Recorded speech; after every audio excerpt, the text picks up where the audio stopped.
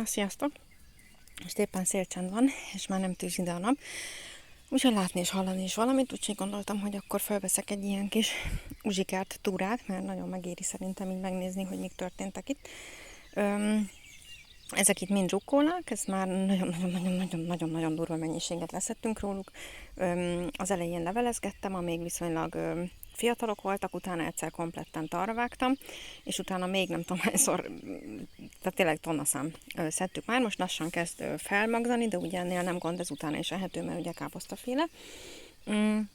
Akkor itt volt a 4 sorretek, vagy 5, nem, 5 sorretek volt, csak most nagyobb retket vetettem, ez valamilyen elvileg nyári fajta, meglátjuk, aminek nagyobb hely kell, ott meghagytam egyet, mert az egyik csomagban az ilyen húsvéti retek volt, vagy mi a bánatom, szóval ilyen több színű volt, és a lila az nagyon bevált, úgyhogy ezt most hagyom felmagzani.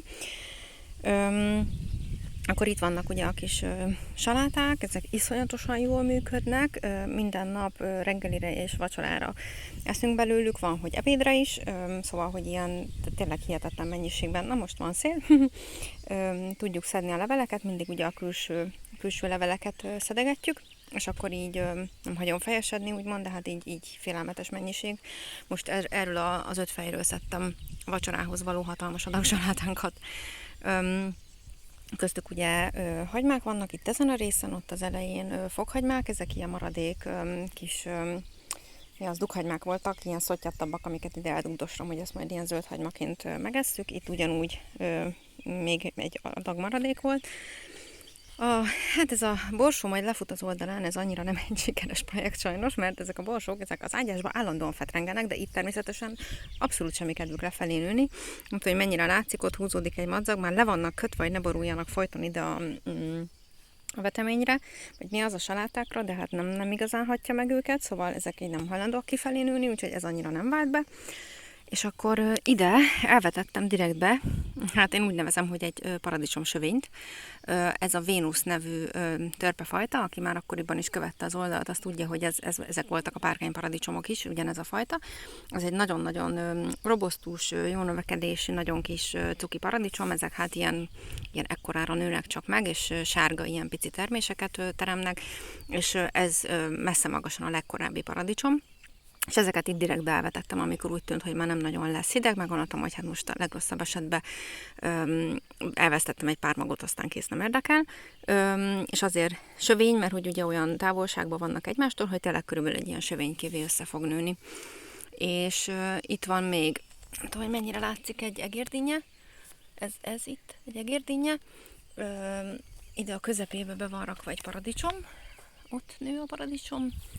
És itt a rukkolák közt is nő egy paradicsom, mert ugye itt lesz egy futtató, ez az egész fölött, hogy nyáron árnyékban legyen, és akkor még ott a sarkán volt egy paradicsom, ami kidöglött, de a helyett van palánta, majd kiültetem, hogyha eléggé megerősödött, és ezen a sarkán is van egy paradicsom, ami túlélt ott.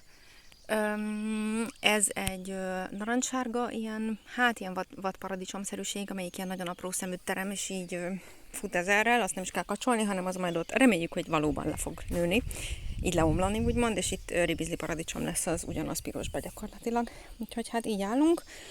Úgyhogy eddig ez az egész projekt, ez nagyon-nagyon durván bevált, és eddig locsolási igénybe se vettem olyan hú de nagy különbségeket észre.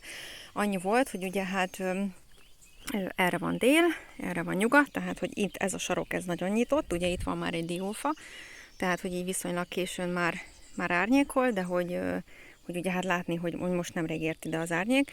Tehát ez a sarok, ez nagyon kitett, és ugye itt azért egy párszor meg kellett locsolnom ezt a kis paradicsomkát, hogy úgy láthatólag szépen fejlődjön.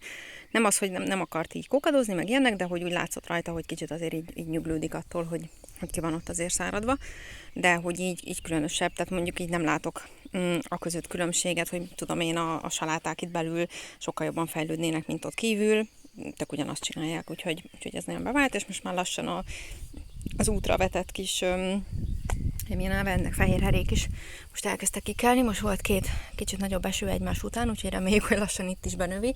Mert egyébként nagy hátránya ennek, hogy az út nincs ugye mulcsolva, mert hogy arra várok, hogy kikeljen a vetés, hogy zöld út legyen, És ha itt veri az eső, akkor nekem itt tiszta sára a salátám, ami mellette van, és ugye hát mi nem szoktuk így megmosni a zöldségeket, amik a kertből jönnek, mert hogy így minek, és most meg így mosogathatom mindig a saláta leveleket, mert hogy tiszta sárosak szegények. Ja, hát ennyi az uzsikárt, nagyon-nagyon elégedett vagyok, nagyon örülök, hogy megvalósítottuk ezt a kis projektet, és akkor majd mutatom a továbbiakat. Pá, pá.